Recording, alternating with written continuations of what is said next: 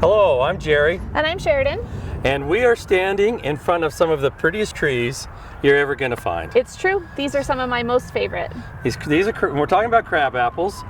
And right now it's May 1st. Our crab apples start to bloom around the middle of April, Yep. the earlier ones, and then they'll stop blooming in about a week or two. And we have on site here, we have something like, I don't know, 30 different types of crab apples. There are so many different types of crab apples. And they're absolutely beautiful. Each one has something different to offer. So you can find one in any shape, size, flavor, color, whatever floats your boat.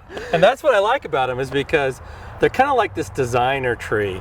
I mean, when you look at some of the oaks, that's what you get. But when you say crab apple, holy cow, you get upright, you get weeping, you Little get columnar, lollipops. you get the lollipop one, and then colors, pinks, whites, purples, all shades of pink, even almost a red.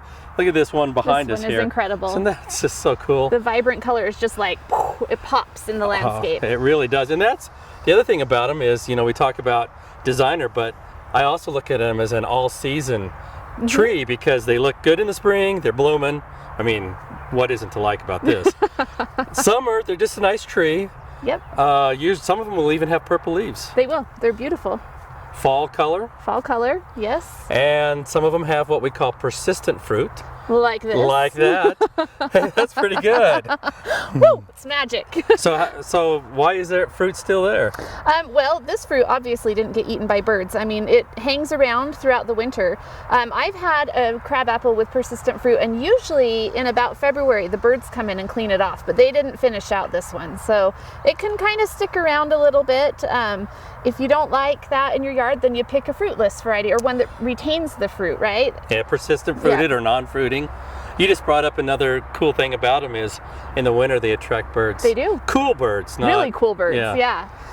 We have one in my front yard that I love it in about February when the birds start to come in. They get hungry. They do, and they're ready to eat something, and this is a great source of food for them in that early springtime. So the other thing I like, not many problems. No. I mean, some of them get a little bit of powdery mildew, but here in Utah, not much, or the Intermountain area as far as that goes.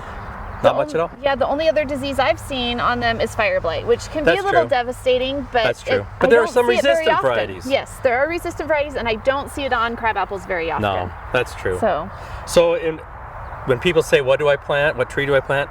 I always start with crab apples. And they don't need a ton of water. No, they don't. So we're here in the Arboretum in the section that doesn't get watered very often, and they are gorgeous and good sized, and they're thriving here. So yeah, they are. Great selection for Utah. So plant a crab apple. Plant 2. Or 3. Or 5. Or 30 like we've done. Thanks for watching. For more information, you can follow us on Facebook at Garden Guys and Gals, on Instagram and YouTube. So come and find us there, and we're happy to share all of our information and knowledge with you, and you can ask us questions as well. Yeah, well, that knowledge. It's a little. It's good. Thanks. Thanks.